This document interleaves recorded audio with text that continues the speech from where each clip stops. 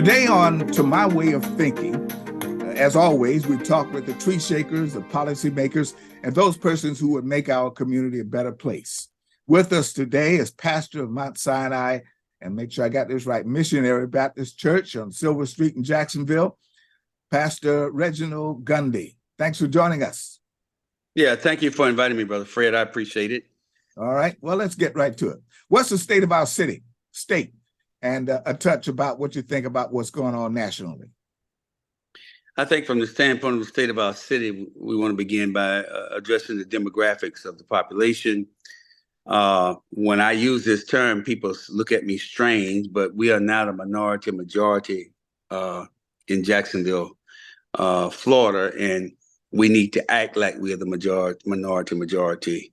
When you start looking at the population of Americans of African descent, you look at the immigrants, look at the Latinos, and you look at the Asians, you look at the Native Americans, we are the majority. And they didn't really want to address it, but they couldn't get around it. The census didn't quite do everything that it was supposed to be, but they know. That's the first thing. The second thing is that we still have an opportunity now with this new mayor that we have to change the dynamics, but corruption has been so entrenched in City Hall in every area that you could think of until it's going to be a little difficult. It's not going to happen in 4 years. It's going to take an 8 years journey for this new mayor to really bring about some changes. We're in the transition process of trying to find out how we can move the community forward by being diverse, by being inclusive, by being multicultural, and what we're doing, being more interfaith, because we have a very diverse interfaith community. We have a new mayor. We made history twice now. We had our first African-American mayor in Alvin Brown. Now we have our first female mayor in Donald Deegan. And so now I think it is essential that people of faith, and specifically the African-American church, they're going to have to get more involved. They're going to have to, if they want to change things. One of the things that we are asking for as it relates to the state of our community, because the American African descent community is still devastated by poverty, by lack of attention, by crime. But when I say crime now, that's all over Jacksonville. So that's a big issue. And then therefore, we are asking them to look at developing something a little bit different than what they have. Like they have a JEA, a JIA, JTA, JPA, Jacksonville Port Authority, to develop a North Side Development Authority, a little bit different than what they have, a little tweaks to that, where they specifically are always focusing in on the Northwest Quadrant to do the things that need to be done. We have an opportunity now to bring about some changes, but there are some entrenched racism, discrimination, policies, systemic problems, economically, systemic problems as it relates to judicial things. But it's getting a little bit better compared to where we were. Let me put a pin in that. This is not 1972 or 1982 in Jacksonville, right. And this is not unique to Jacksonville. We have more Black millionaires here in town than we've ever had before. Heading all of those independent authorities that you mentioned are African Americans, virtually all men, and for some reason, right, in order to head a department in the city, you got to be bald-headed and Black. But all of them are headed by Black men. And as I said, we've got millionaires all over the place here, and we've had African Americans heading major departments in the city for quite some time, but we're still having the same basic issues confronting us. Is any of this still self-inflicted? Are we still leaning we're still leaning in the aisle of racism as being the root cause? I don't think all of it is racism. I think it's the lack of the Sakufa approach. You arrive where you are, you forget to turn back and look back and bring some people forward. I would give you a classic example. You take the fire department, for instance. We need more minorities in that fire department. Well, why don't we have more minorities in the fire department? Uh, that's what I mean about that underlying undercutting of the systemic corruption, systemic racism. I can be in charge of the authority, and I can be a male, and I can be black, but I cannot. All those people that's working up under me, how do I change what they do when I'm not working down at the grassroots level, and you still hiring, doing the nepotism thing, and still hiring your family and your friends. So sometimes I don't want to say that the brothers that are in the positions are there as an affront, but sometimes it appears as though it's an affront. They're there. So, okay, Gundy, you should be satisfied. You got somebody working for JT, in charge of JTA, Jacksonville Port Authority. Yeah, no, I'm not, because I'm with the marginalized. And when you got the marginalized who are still living in poverty, stricken, rat infested, roach infested housing, and the infrastructure is not there. You move all of the businesses to certain parts of the town, but you use our numbers.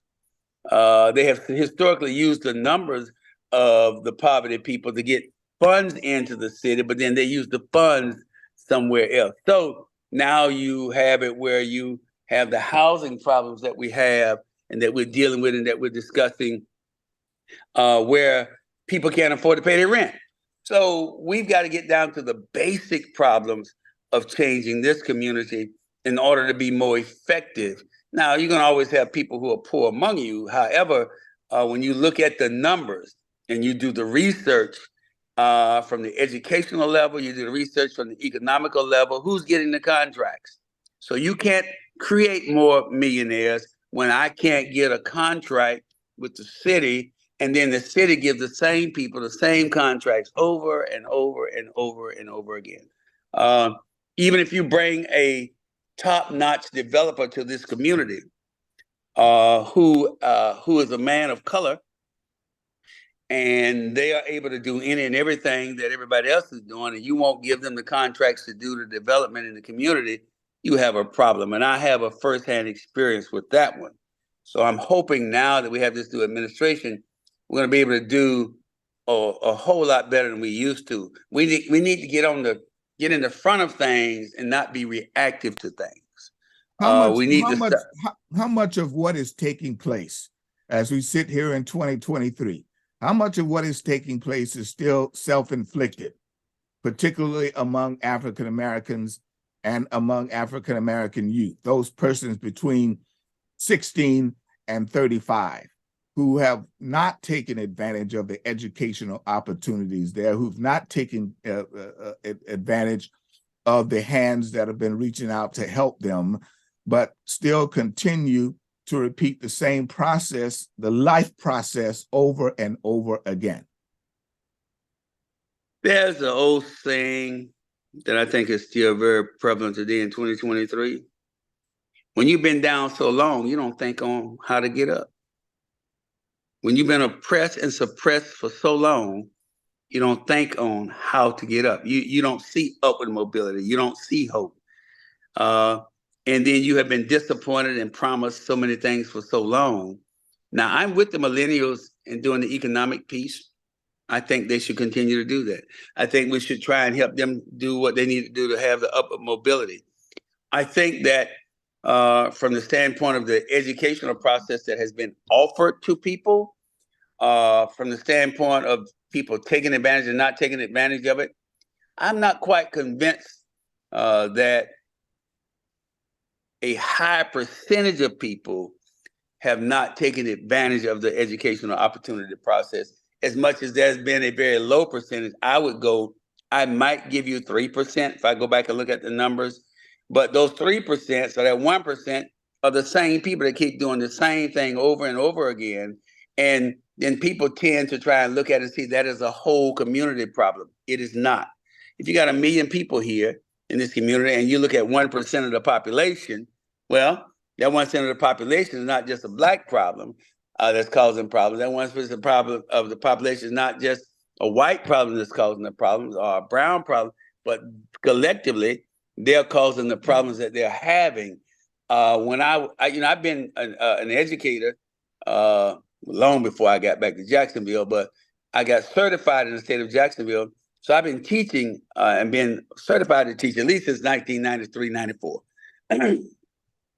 And I've been around kids who, excuse me, I've been around kids who were struggling in school, could not read in school. Well, how did they get to the point where they got to middle school and they couldn't read?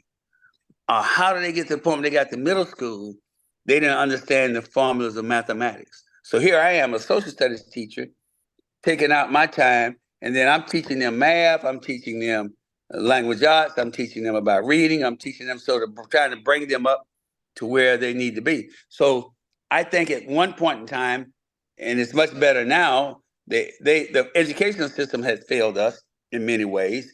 And then now you had a superintendent in Duval County who was making monumental accomplishments and doing a lot of things. She did a good job while she was here. And then now she's gone. I mean, I was told by a classmate of mine who used to be a superintendent in the schools. We went to high school together. And before he left, he said, Gundy, he said, I'm telling you, there's entities in this community that don't want Black children to be successful. Well, let me put a caveat to that. Let me put some validation to that. We had a professor at the University of North Florida did research on 10,000 kids. The average age was 9.5 years old. Of those 10,000 kids, 50-something% of them had seen 3 or more violent or domestic violence acts in their life, had contact with the sheriff's department at least 2 or 3 times.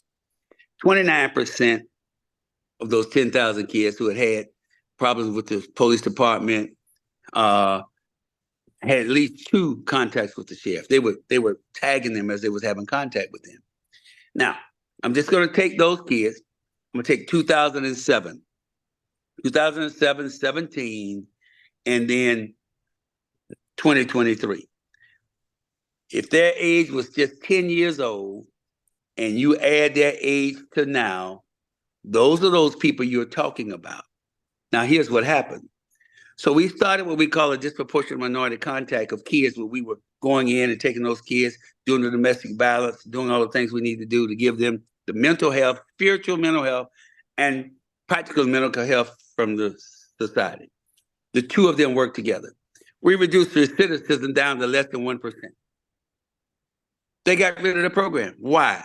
Now, because they still need police officers. They still want to justify the jails. They still want to justify the public defenders. They still want to justify the state attorneys. And I went livid on them about that. I say, because what you just did, you have a way to reduce this, and what you're going to have gangs in this city because you're not willing to get control of them. And so when I told the mayor that and told Sheriff Rutherford that back in those days, they looked at me like, we ain't got no gangs. I said, okay. The proof is going to be in the pudding.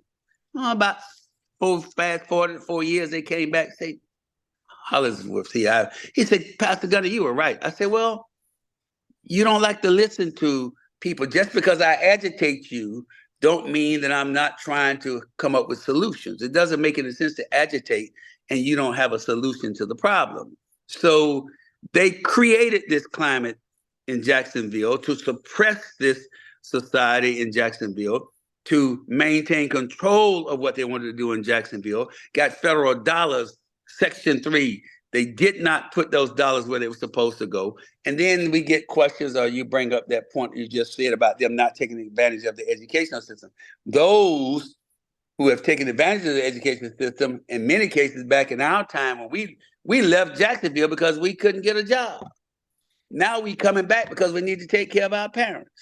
So it's much deeper than that. And then the faith community and the churches has to bear some responsibility as well. So I always say that we've got to rethink our practical theology and become more diverse, more inclusive, more multicultural, and we have to address social justice issues. I want to come back to the theological questions in just a moment, but a bit of current events, and this conversation will be aired for quite some time. What's the significance of the changes in the Florida Department of Education has put down for for districts all across the state concerning the African American history matter? Pastors such as you and other rights activists all across the state are meeting as we speak again on that issue and have more activity, but it doesn't appear to me that any change is going to be made in that curriculum until at least after the presidential primaries next year. What's the significance of what they've done, and what damage do you see it's going to do? Well, when schools were integrated, there was never a real concerted effort to teach African American history or Black history. It has not been. I remember when I came back in '93 and I started teaching social studies over Southside Middle School, I implemented that into what we were doing in the curriculum there, especially during the month of February, which I consider that somewhat of a token month. I think it's something that should be taught all the time, consistently as part of history, at every aspect of history. But they don't teach that or train that in the educational level systems in the college so that people will know how to integrate Black history throughout the curriculum of history, starting from the beginning of when they arrived to America and the contributions of all the Blacks and all the Africans that came in and what they really did. That's the first thing. The second thing is this. Traditionally, churches have always taught Black history in their churches. I have a requirement. We need to teach something about this every Sunday. Now I'm going to make sure we do that every Sunday. Now, I think that it may change. What is going on now is that we met last night in the community. I resigned from the school system because I was not going to be, I guess you would say, I wasn't going to have my First Amendment right violated. And I tend to think that there may be a 14th Amendment issue involved with that. I'm not the lawyer. We let them figure that out. But we're going to have to challenge this. And parents, pastors, community activists are going to have to stand up to the state system and say we don't want this. Those are our tax dollars that pay their salaries. Those are our tax dollars that pay the school board salaries.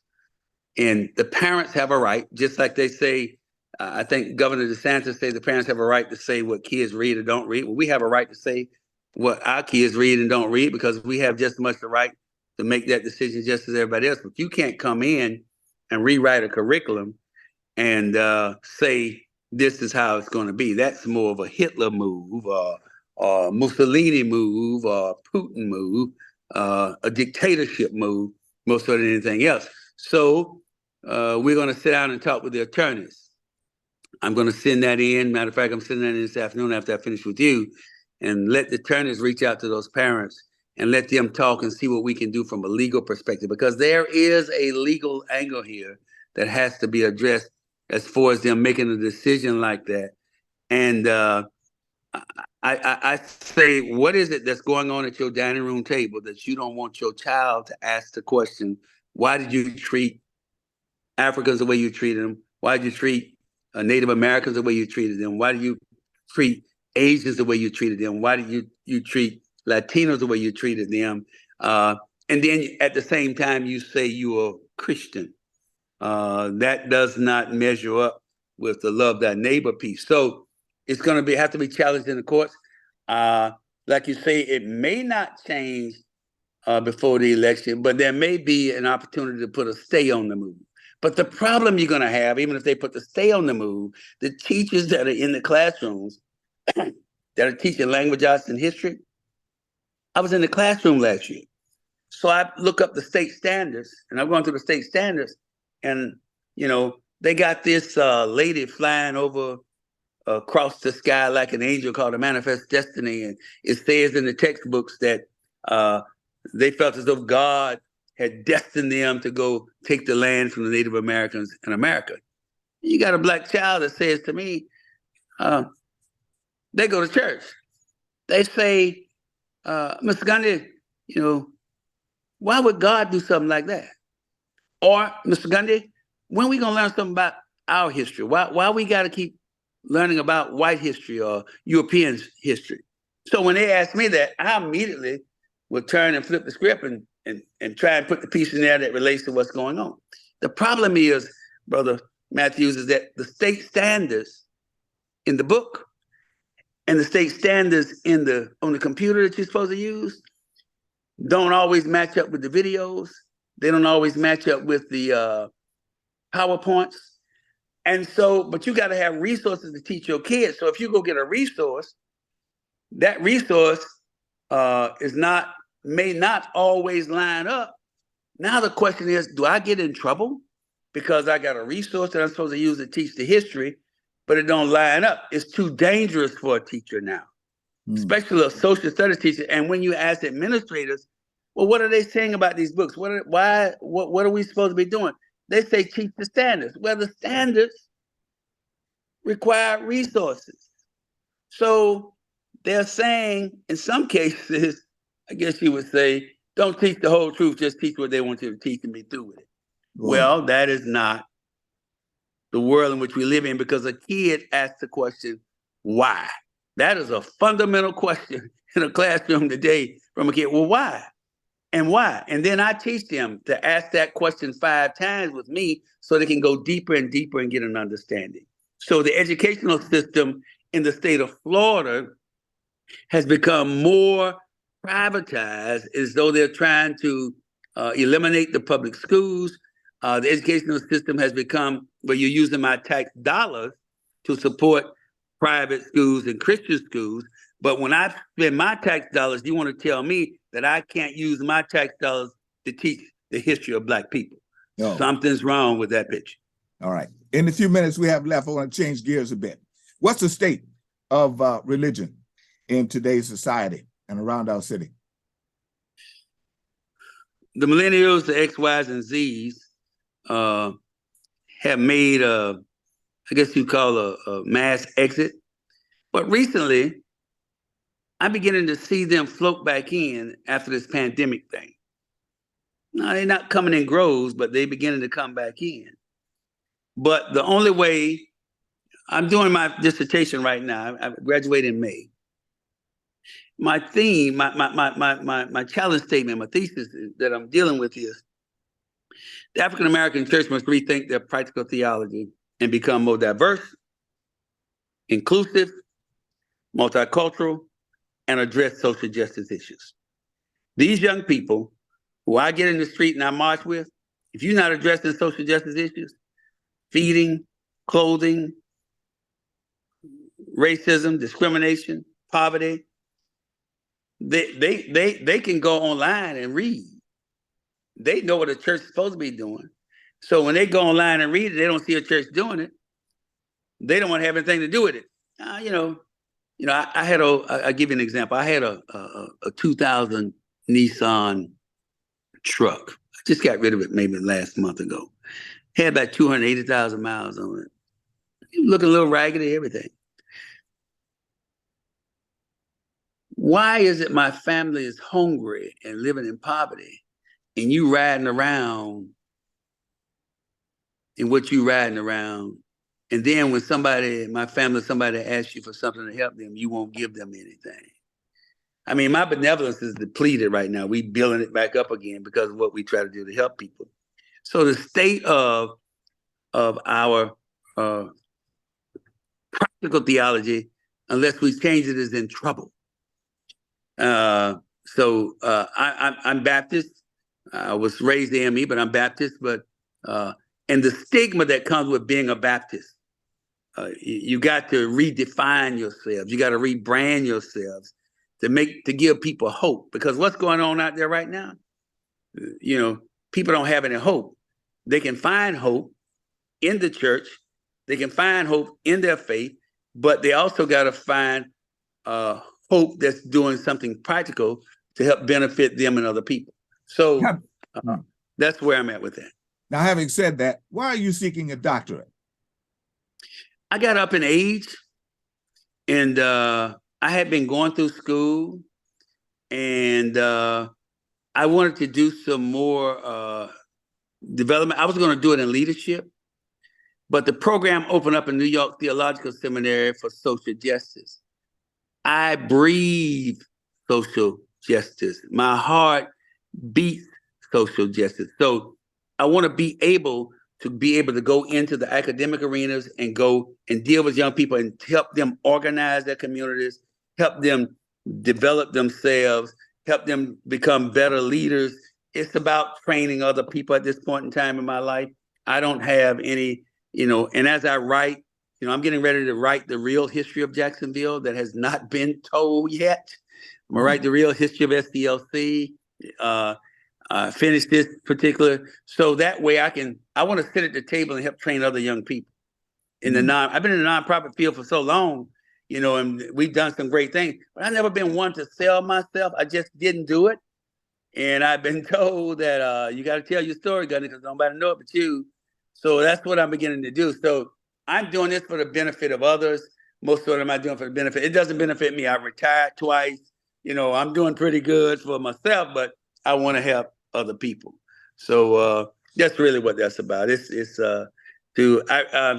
I have my eye on a prize that I cannot reveal to you. Okay. At the national level, we just kind of waiting for that to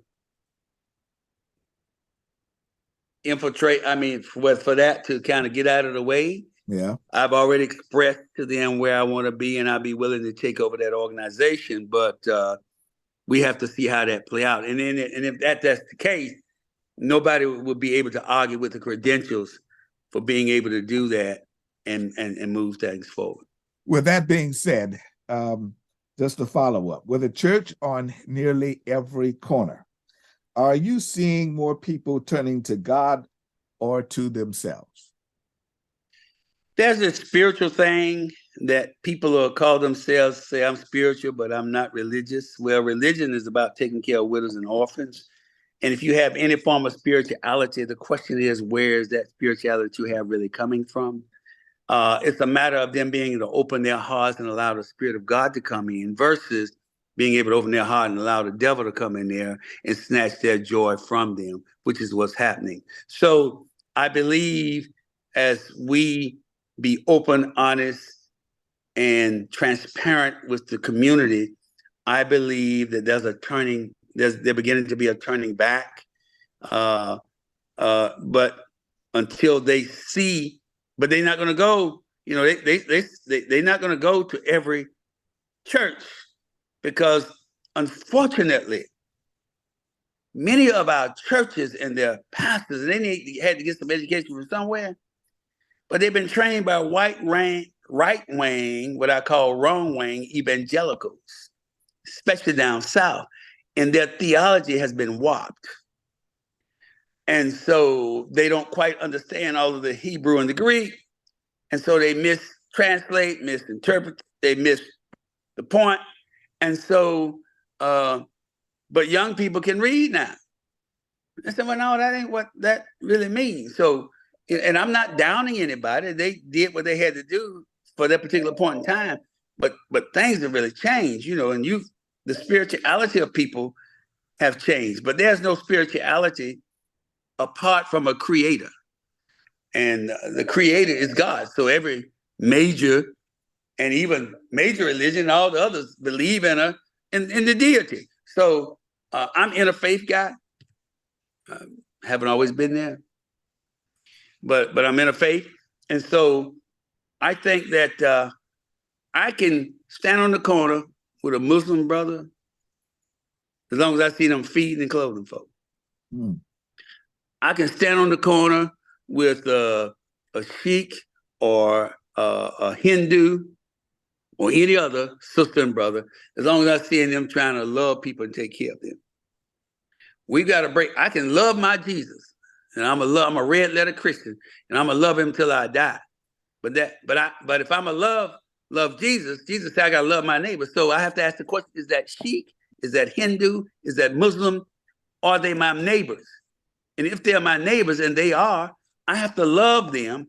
And then God will sort all that out at the end. I'm not trying to figure that, man, let's go feed somebody. Let's go save some young people and get them off of the streets. Let's walk the streets together in love. With that said, I'm hoping in January, as I close, in January, instead of having the token Friday morning breakfast of Martin Luther King, that we have a week-long celebration. That's what we need to be pushing for. And then we conclude it with the parade.